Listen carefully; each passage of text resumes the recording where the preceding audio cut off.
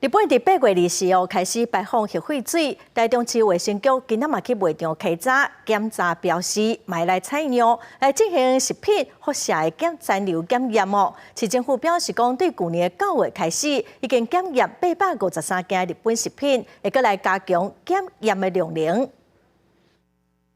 稽查人员来到卖场，详细地检查日本市售的包装，要确定标示敢有合规定。我们现在就会特别去加强它的产地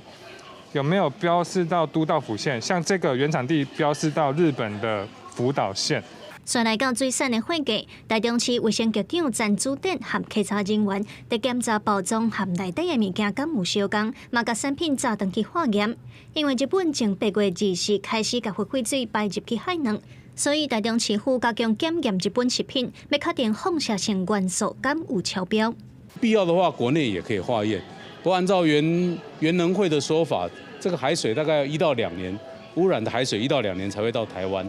所以我们现阶段主要还是先以验日本的水产品为主。